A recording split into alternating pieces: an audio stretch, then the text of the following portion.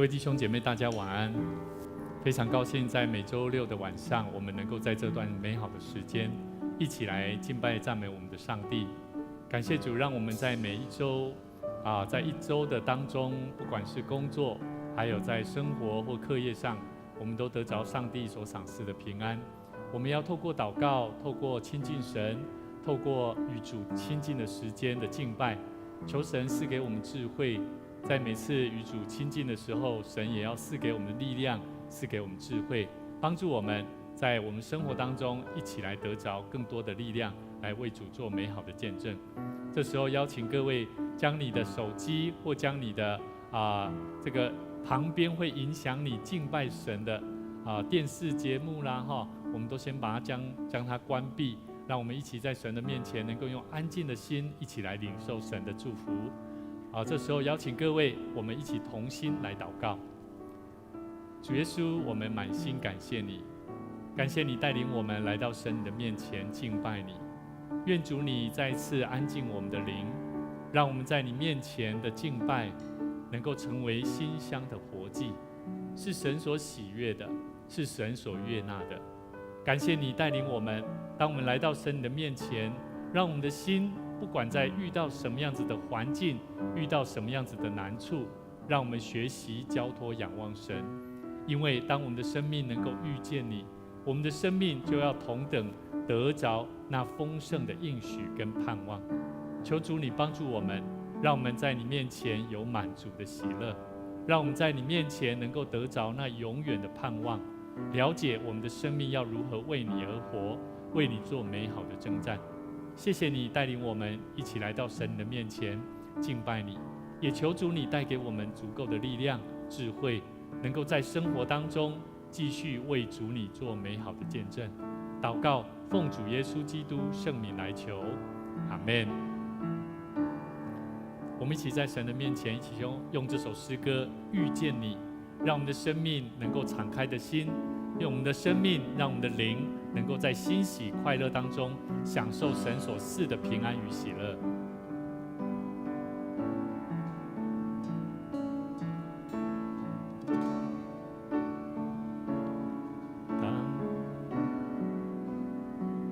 当我遇见你时，我夜间歌唱，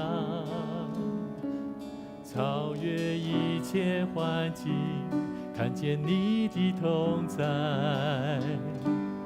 你的心欢喜，我的灵快乐，我全然安然居住。你是我至宝，我最深的喜悦，全心仰望依靠，我便不知动摇。你与我同行，你爱我到底，这一生有你真好。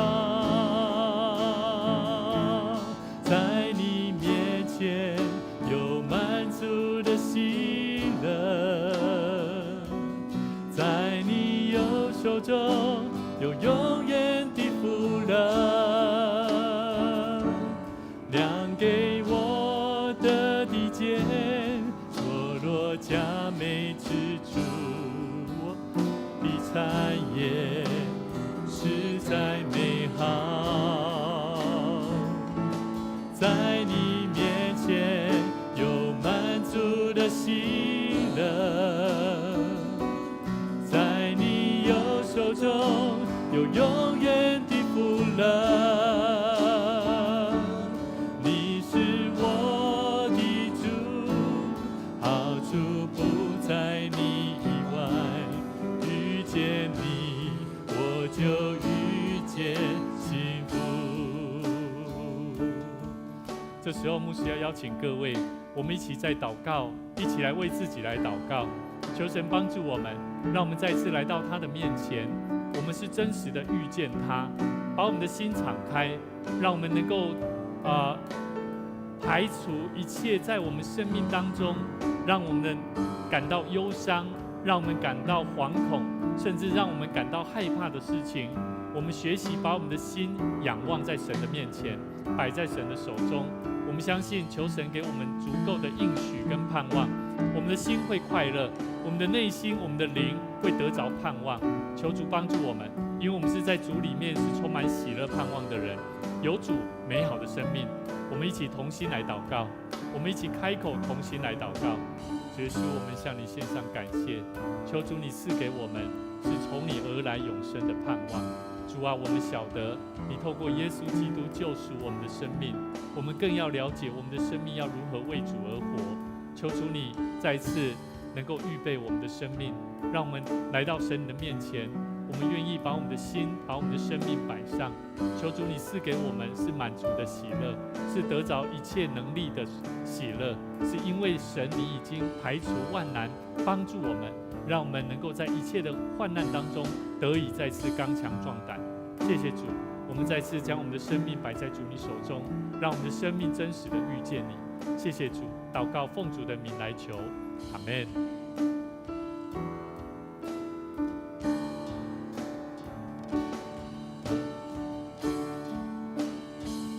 当我遇见你，使我夜间歌唱，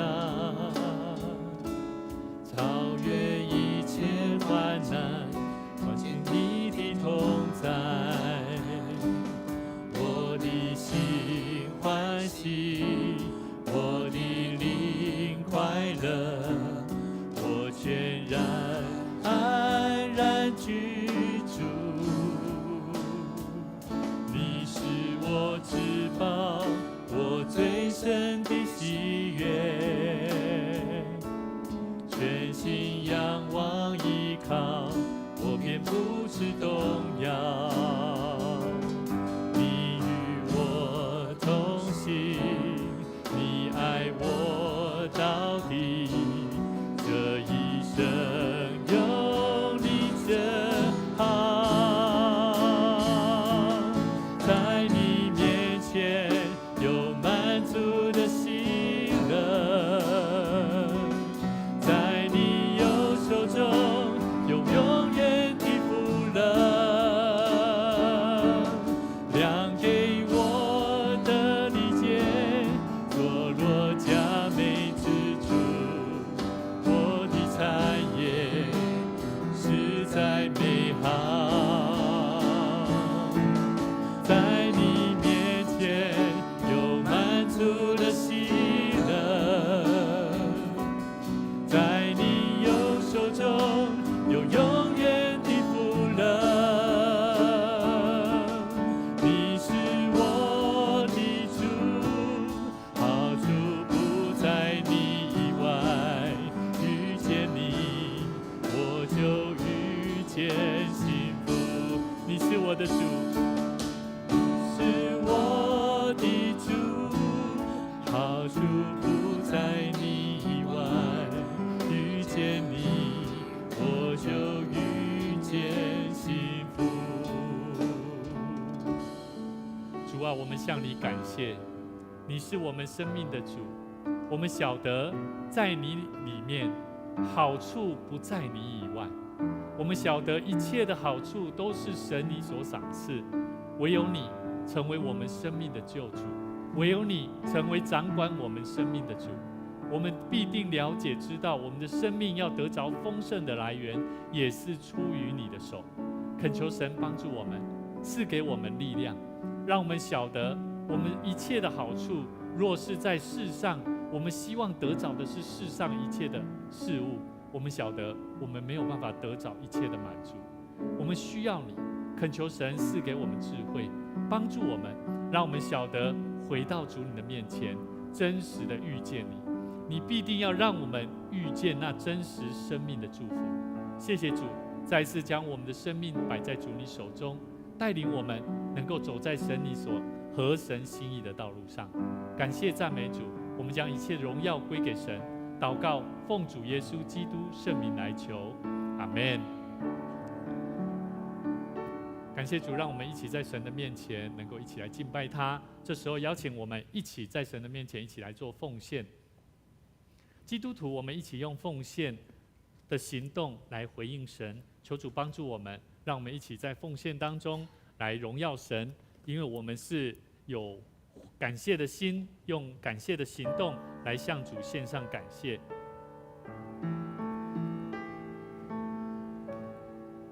邀请每一位在荧光幕前的弟兄姐妹，邀请你将你奉献的行动带到上帝的面前，带到神的教会，神也要祝福你。我们一起起立，我们一起来唱这首诗歌《奉献所有》。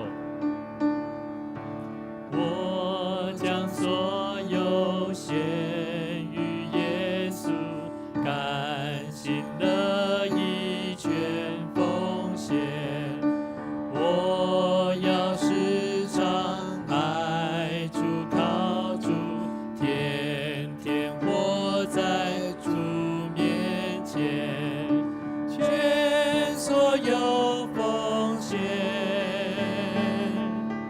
全所有奉献，献给爱我珍贵救主，全所有奉献。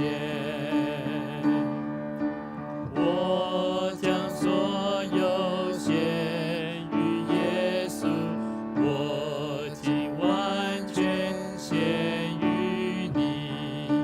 求主赐我爱心能力，更赐我天上福分，全所有奉献，全所有奉献，献给爱我珍贵救主，全所有奉献。我们一起来做奉献宣告的祷告。我相信凡事都是上帝所创造，他拥有赏赐与收回的权柄。此时，我愿意从你所得到的恩典，用感恩与敬虔的心，奉献在你面前。求主在我每次甘心乐意的奉献中，操练我更加顺服委身，分别我的生命。我相信奉献是栽种丰收的种子，我深信奉献是实践基督的生命。我确信奉献是生命主权的交托。求主按照你的信实与怜悯赐福我们，保守你的教会，坚固你的百姓。奉主耶稣基督的名来求，阿们。请坐。在这边我们一起来了解、认识大桥教会的相关的教会消息。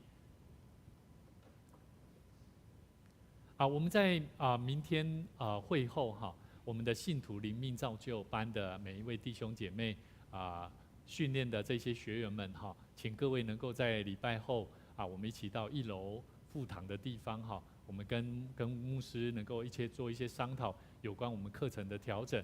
那我们在明天我们小组聚会暂停1周，也请大家注意一下。那我们在8月24号、25号有2天1夜的野外礼拜，也欢迎每一位。我们目前已经报名67位了还有13位邀请我们的弟兄姐妹，可以邀请你的朋友，邀请你的家人一起来参加非常的便宜，我们费用只有2500所以如果在收看我们的直播的弟兄姐妹，如果你得知这个消息，也期望能够一起参与我们大桥教会的野外礼拜。我们去到台东我们这次在台东，也欢迎你一起来加入我们不用害怕。那我觉得教会就是一个上帝的家，也是有爱的家。我们也相信，只要你愿意来到我们当中，神的祝福也要临到你的家庭。我们在下个礼拜是大专纪念主日我们在会堂当中也邀请各位一起来为大专的侍奉工作来祷告我们也预备心来做代祷跟奉献我们在教会的5月18号到6月22号，我们即将要试办这个儿童周末音乐班那我们这个音乐班呢，我们是以合唱歌合唱。那本身牧师非常喜欢唱歌，我觉得教导孩子如何学习唱歌，不仅是一个学习健康的一个法则，也让他们学习控制自己的情绪。那透过唱歌是需要很多这个换气的控制。那我觉得帮助孩子在学习唱歌里面学习有纪律，学习有合一和谐的声音，我觉得这是非常好的教导。也期盼在每一个弟兄姐妹可以邀请我们的左邻右舍有小朋友在中班到小学4年级那我们的老师非常棒，那也邀请各位，我们的费用非常便宜，我们总共6堂课250元是公本的材料费啦也请大家能够一起来学习，一起来帮我们做报名跟邀请好，那我们在5月19号有这个圣灵降临节的代祷祷告全球祷告日，我们要去到长荣大学体育馆。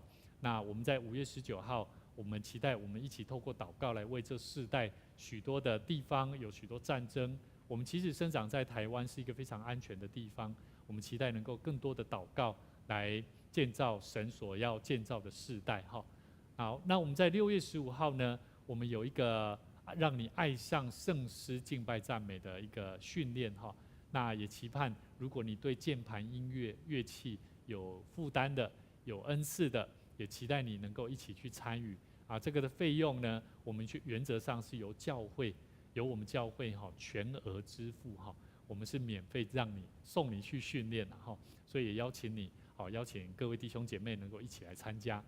那在今天呢，牧师要带领大家一起来认识一个主题，叫做进入美地的应许。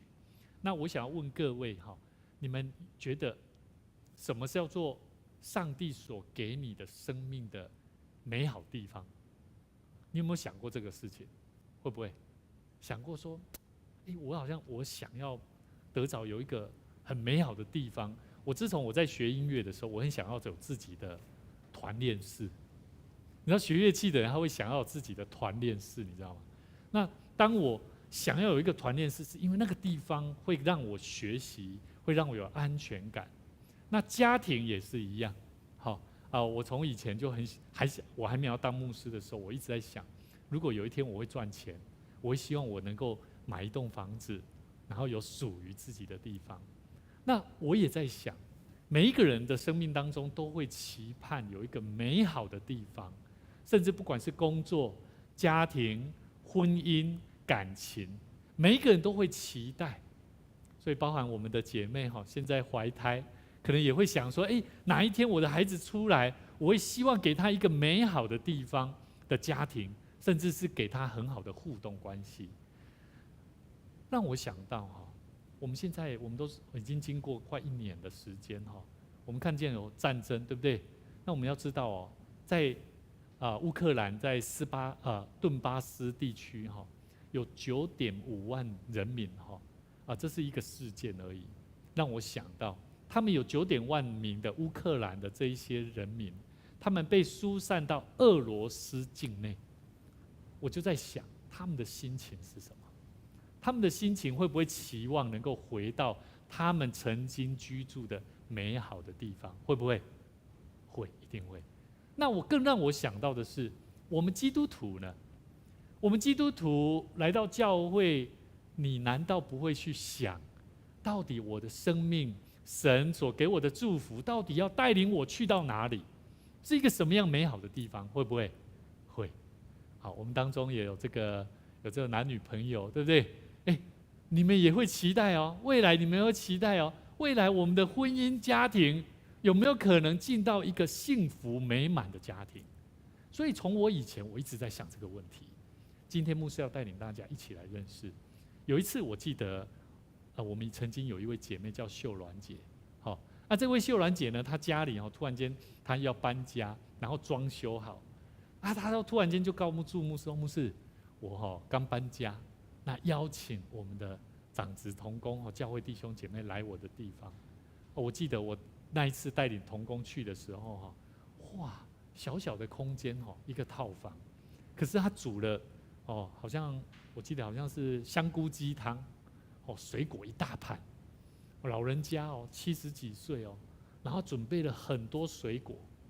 我的心里面就想说，他在他的心中，他多么希望让每一个人体会到，你来到我的家里，就好像进到一个美好的地方，是不是？那我就在想，基督徒，我们领受福音，到底我们有没有从福音里面得到一个进到神的家里面是美好的？所以，我们今天我们刚唱的歌，遇见谁？遇见神。跟你旁边的弟兄姐妹说，希望你遇见他，希望你遇见他。好，我们每次领受神的话语，牧师都期盼我们每一个人都能够遇见神。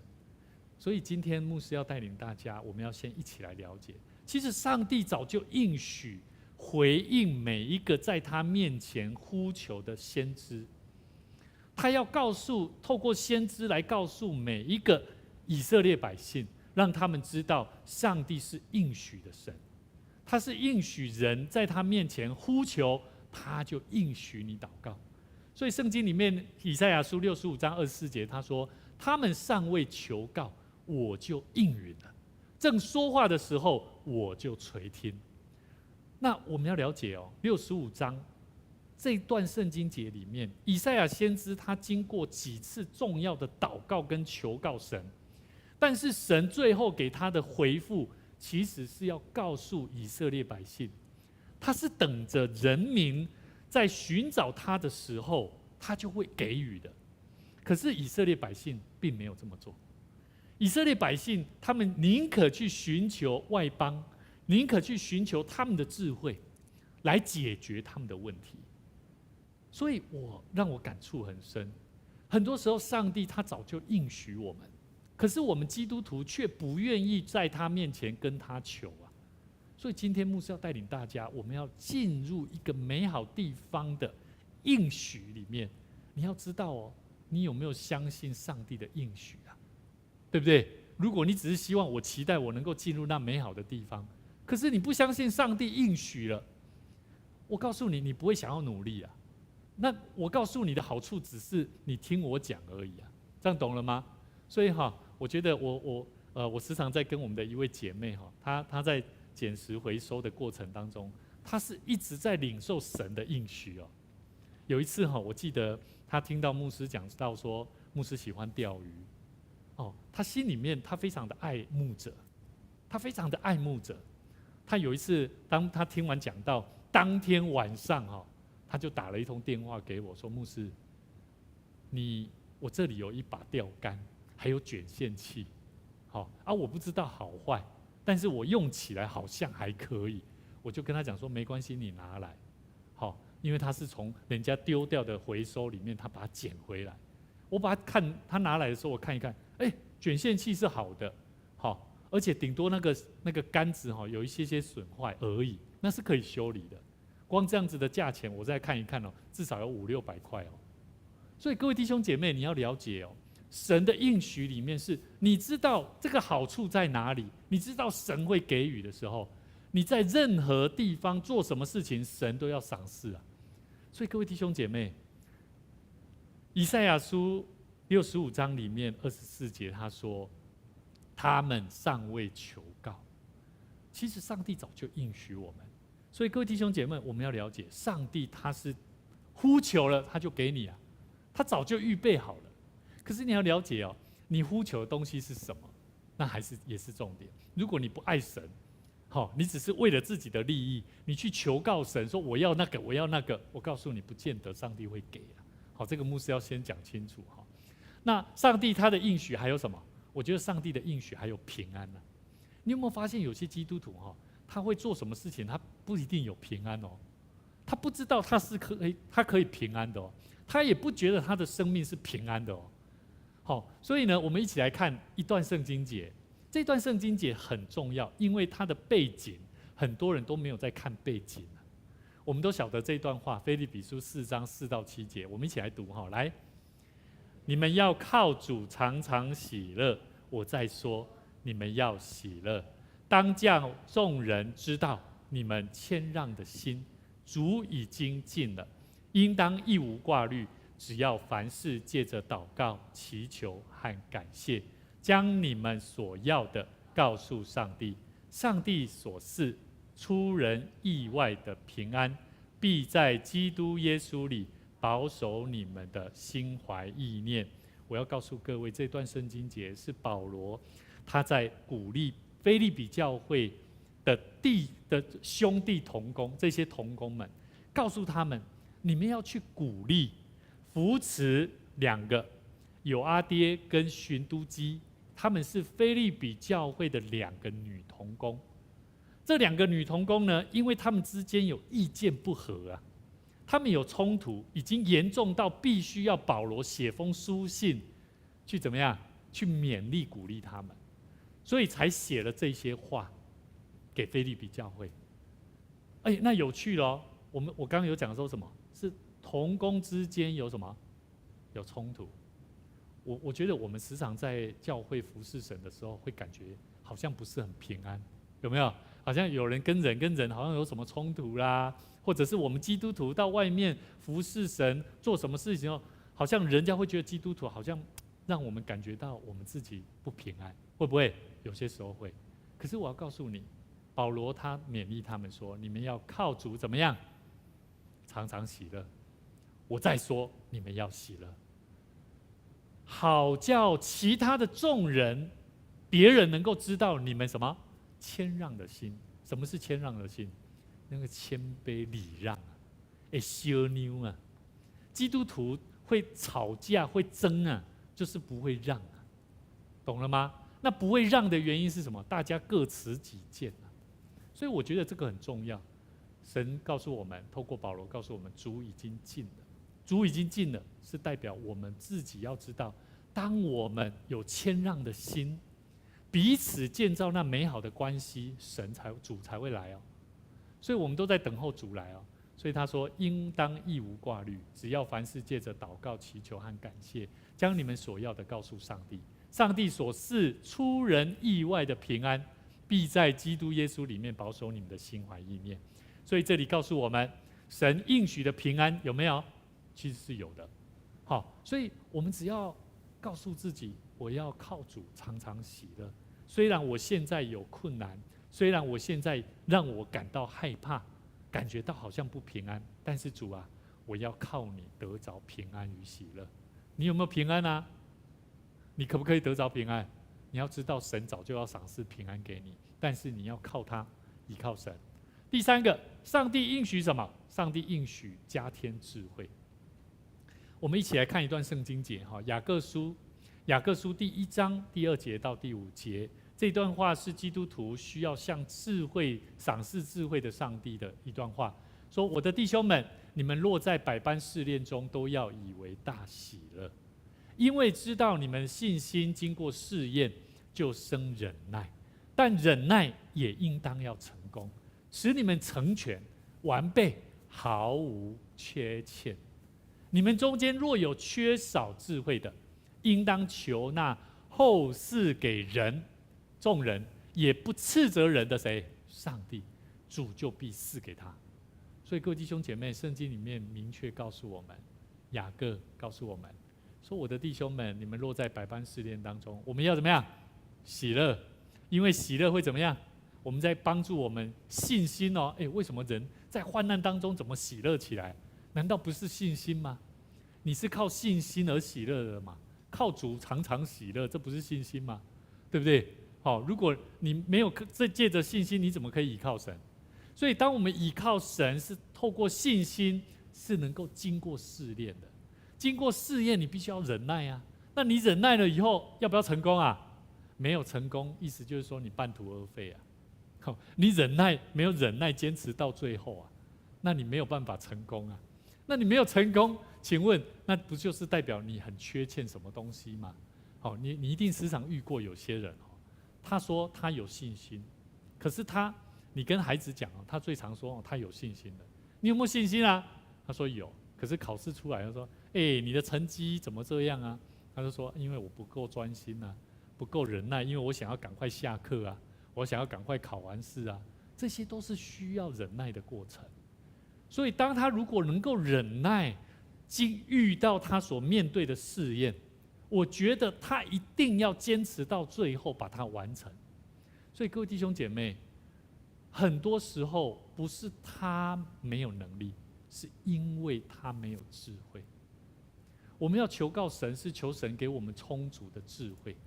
我们要知道智慧是上帝赏赐的，不是你自己学习来的，懂了吗？所以圣经里面这里明确告诉我们，当你们中间若有缺少智慧的，你不用怎么样，你不用去骂他，对他说什么，你就是为他祷告了。好，应当求那后世给众人，而且不会斥责人的上帝。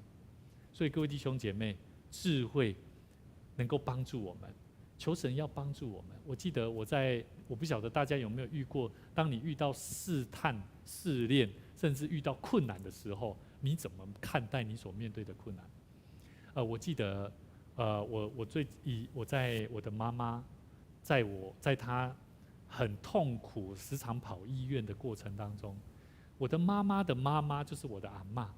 当我妈妈在医院准备要很严重挂急诊的时候，我们大家都很紧张的时候，当时候我的阿嬷在养护中心准备就刚好因为我妈妈必须要在那个急诊室准备接受可能要手术，那我们全家人大家都因为在不同的地方很忙，没有办法大家都全到。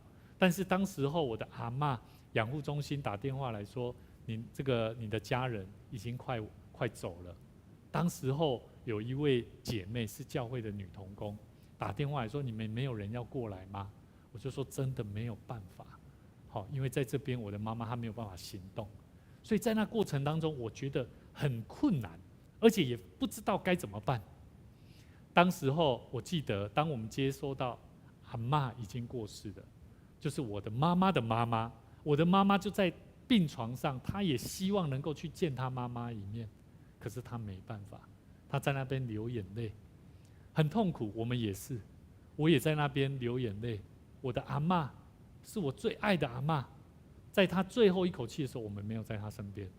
当时候我只有一件事情，祷告，求主让我们有一颗忍耐的心，让我们能够度过这个困难。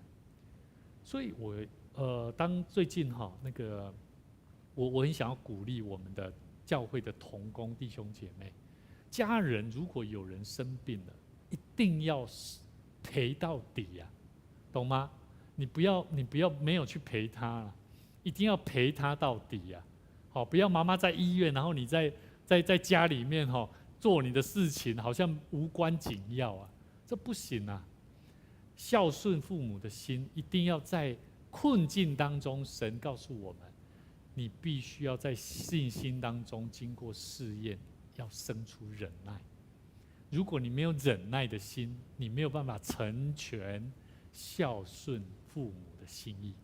所以各位弟兄姐妹，我们在我们生命当中，神要带领我们进入智慧这个智慧的美地呀。很多时候我们做的事情都没有智慧，是因为我们心想要进入那美好的地方，可是我们没有智慧。所以我们需要求神给我们更多的智慧，帮助我们。西方人有一句话说，人生只有2个目标，人会想要取得你所想要的，另外一个就是享受你所有的。可是呢，一般来说，只有少数的智慧的人会达到第2个目标，就是他可以享受你所自己拥有的。好，你会不会取得你想要的？会，你可能会取得到很多的钱，赚到你想要得到的，可是不见得你可以享受得到，对不对？所以呢，很多时候我们必须要知道，一个有智慧的人，他会了解到自己所拥有的，并能够接受它、欣赏它，还能够享受它。所以从我们的弟兄姐妹最明显的一个例子，像是满足节，有没有？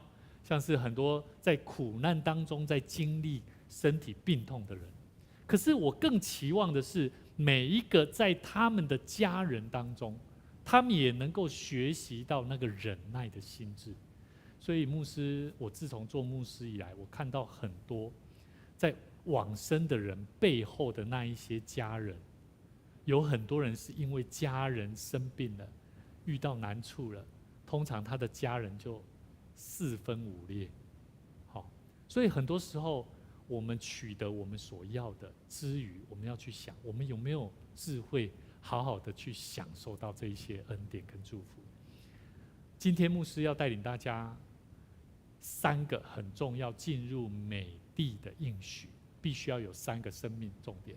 好，我们一起来看一段圣经节，是《申命记》第8章第1节。《申命记》我们要晓得哈，这一段话《申命记》我们今天所看这段话是上帝应许人是可以怎么样去从神的话语当中去领受。那摩西他透过神的话语要教导每一个以色列新的一代的以色列百姓，要告诉他们，要能够从过去40年旷野生活当中，他们要去认识到上帝的爱。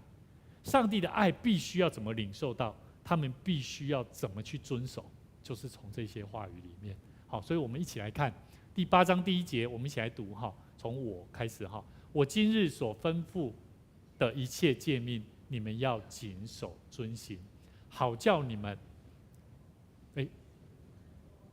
且进去得耶和华向你们列祖起誓应许的那地。我们知道耶和华上帝他曾经让他的这一些他的以色列新的一代的以色列人民的他们的父辈祖先辈，他们曾经应许他们出埃及，他们原本是有正常生活的埃及人的生活，可是当他们要出埃及，他们必须要在旷野里面，甚至达到40年。所以呢，对他们来说，这些新一代的以色列人民，摩西他特别要教导每一个新一代的以色列百姓，告诉他们，主这样说：我今日所吩咐的一切诫命，你们要谨守遵行，才能够怎么样？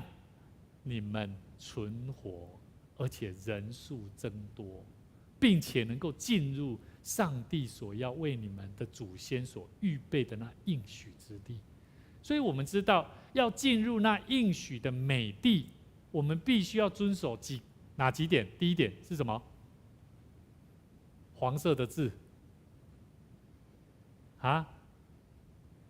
他所吩咐的一切诫命，你们要谨守遵行。所以我更让我体会到很重要的，我们有没有时常是单纯靠自己的力量在遵守，还是愿意好好的改变自己的生命来学习跟随主？我觉得这不容易。诗篇在34篇12到13节说：有何人喜好存活，爱慕长寿，得享美福，就要怎么样？禁止舌头不出恶言，嘴唇不说诡诈的话。可是我发现很多基督徒好像都不禁止舌头真的还蛮常出恶言的，对不对？可是呢，每一个人大部分都喜爱想要长等会修我告诉你，这段话是在教导是你要学习长寿你就要禁止你的舌头很特别的一段话所以让我体会到我们在神的面前，我们要好好的去遵守上帝所吩咐的一切话。第二个，它里面教导几个很重要，我们要记得第一个生命重点是什么？你要纪念上帝的供应我们刚刚看到上帝第一个纪念上帝的供应是什么？他应许，他的应许是什么？就是你要存活，你人数增多，甚至你要谨守遵行，这才是上帝的供应的第一大点。他应许的话语就是必须要我们谨守遵行，而且我们得着一个应许，叫做存活了。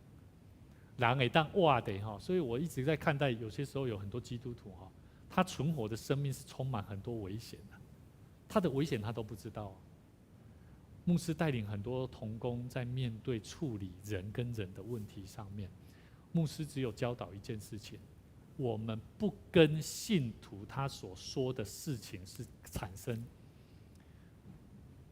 生退却的心不要退却，但是我们不要造成人身攻击我们要对事不对人，只要是违反教会会影响到教会的，那么我们就要去探讨怎么去解决，帮助他学习改变。那如果他不愿意学习改变，那你就让他好好的去反省。如果他反省不来，他会选择离开教会，他会去选择一个适合他的地方。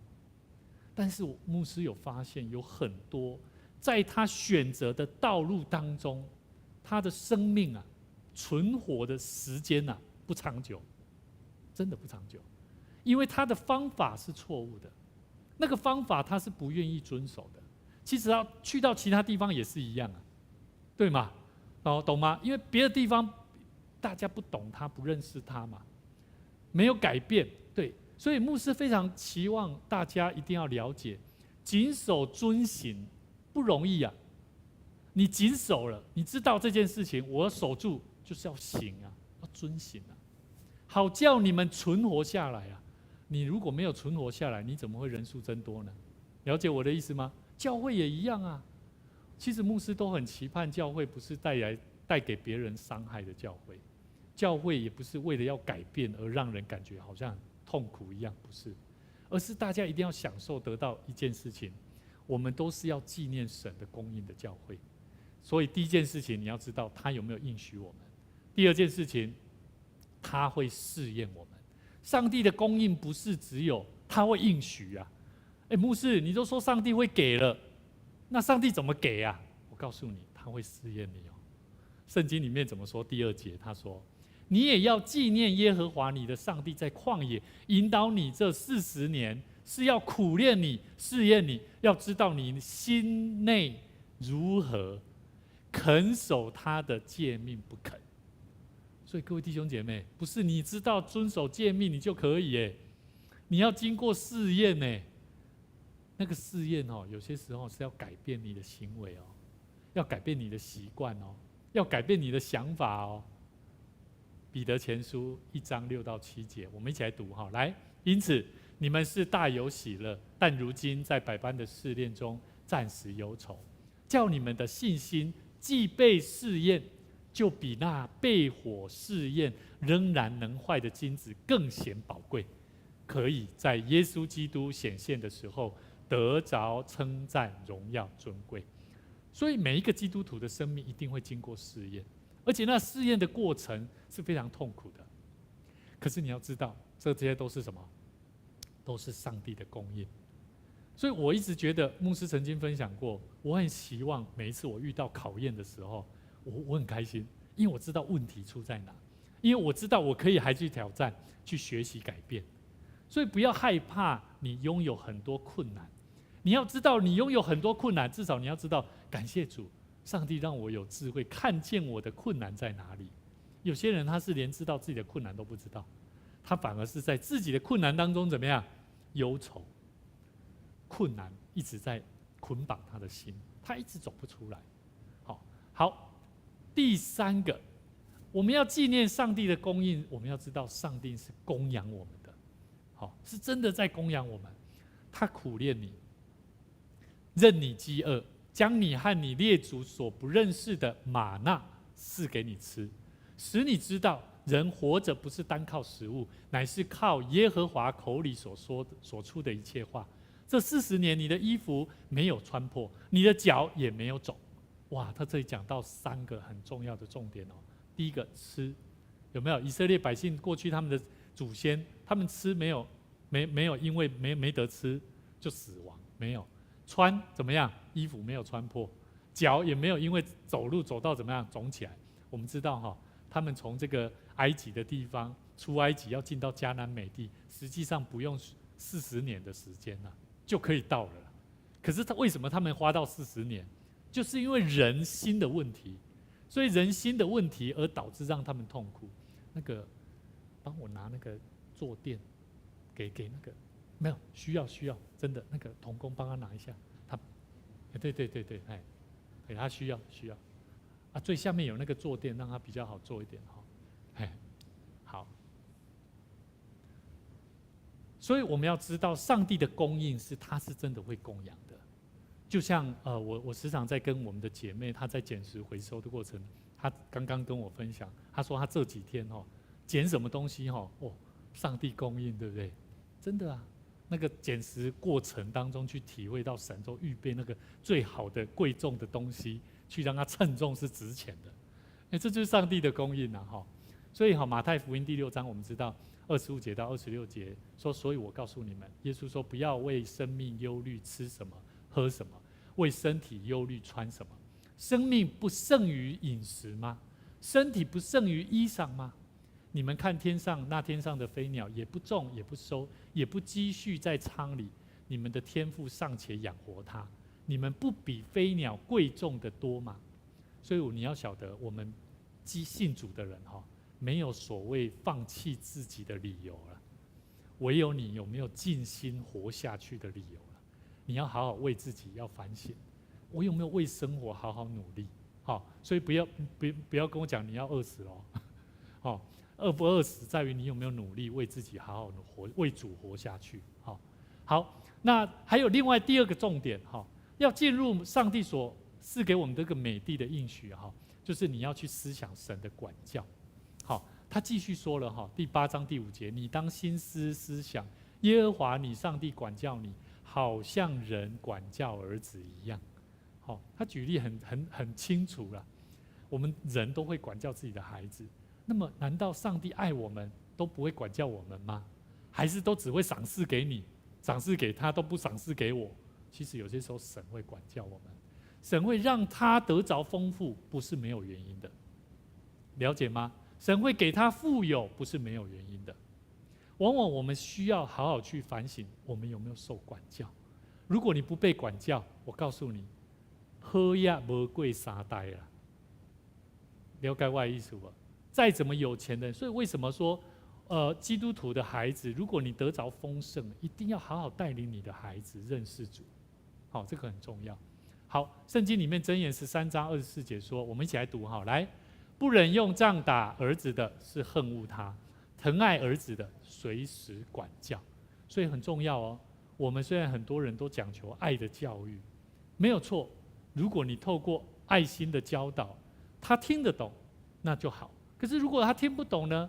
有些时候真的是到底要打的时候呢，你都不打，然后放任他。我告诉你，是恨恶他，因为你知道他的行为不好，实际上未来你会恨这个孩子，说你怎么变成这样？你这样的行为多么糟糕！所以这些反应都会反映在我们的孩子身上，所以要记得疼爱孩子的要随时管教他。好，继续第三个我们第二个很重要，你要思想神的管教是神恩待人神在带领人当中去体会神的恩典的赏赐第6节到第8节，我们一起看，你要谨守耶和华你上帝的诫命，遵行他的道，敬畏他，因为耶和华你的上帝领你进入美地，那地有河有泉有源，从山谷中流出水来，那地有小麦大麦葡萄树无花果树石榴树橄榄树和蜜。这里讲到几个上帝他怎么恩待人。水代表什么？代表泉源，它是源源不绝的。所以上帝的赏赐，他恩待人也是源源不绝的。里面有讲到有什么小麦大麦，它是粮食，代表是你要吃，你是可以吃到的。葡萄果树，这是什么？无花果树石榴树是果实，果实代表甜美的。所以我们要知道，上帝的赏赐是充满甜美的，有些时候是在困难当中会让你体会到丰盛的祝福。最后，上帝赏赐让我们进入美地的应许。第3个重点就是称颂、感谢、见证神的供养。我们能够是因为他养活了我们。我们现在有没有感觉到，经历过大桥教会建堂的弟兄姐妹，你有没有体会到上帝让我们从旧堂到新堂的？这难道不是上帝的赏赐吗？我记得教会要建堂的时候，有人因此而离开。因为教会要建堂，等于是欠钱了。要欠钱的意思代表什么？要还款了。要还款的时候，大家有没有份？有嘛，对不对？那有没有人会想要离开？也有啊。那但是牧师不强求，因为我知道这是每一个人的心。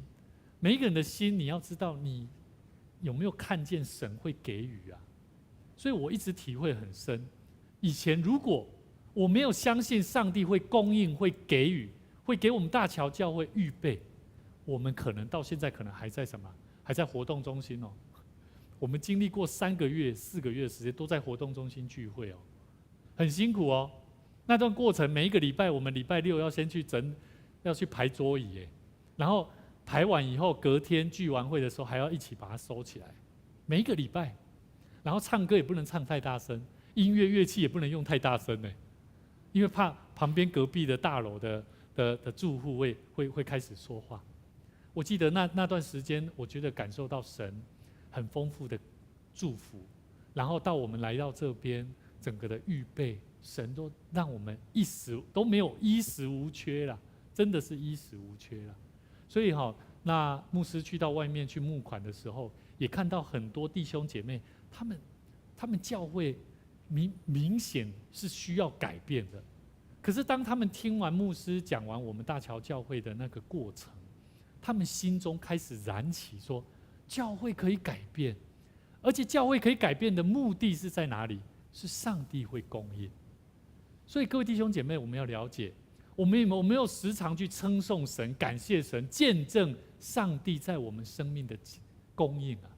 上帝有没有供养你？实际上是有的。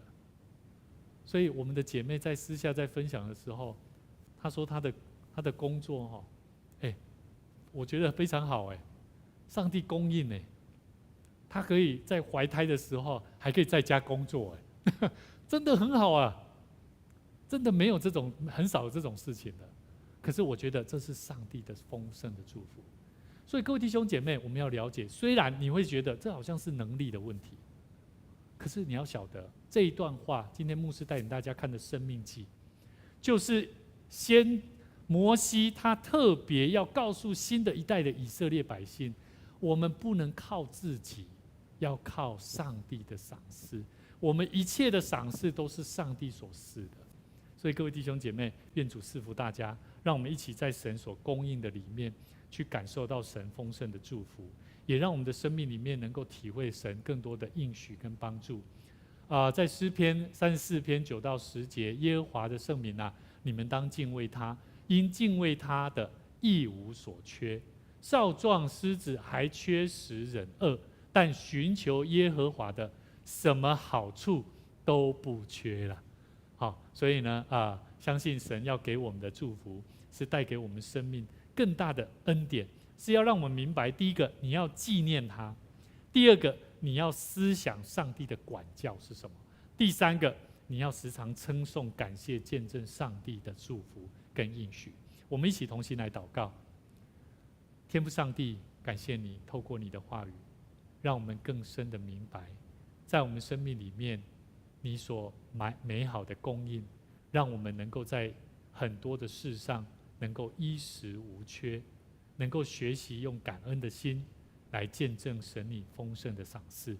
也求主你赐给我们，让我们学习在神你的面前对我们的生命做很好的管教的功课，让我们学习在不同的试验跟困难当中，能够更多的依靠神，能够了解神你要试验我们的生命，让我们的生命生出忍耐的心志，也让我们的生命能够在忍耐当中能够学习成功，学习突破，学习改变，看见我们生命的成就是在神你的祝福、神你的赏赐的智慧当中来成就这一切。求主继续带领我们，在我们当中有许多在遇到任何的困难当中，我们需要求主你赐给我们更多的智慧，好叫我们的心怀意念能够荣耀神，为主所用。求主你继续带领我们，让我们在神你的面前能够学习用祷告的心志，学习互相彼此代求。我们相信我们在彼此祷告当中，要为彼此的智慧、彼此的能力来向主你恳求。愿主你赏赐给我们丰富的能力，是在祷告当中经历的。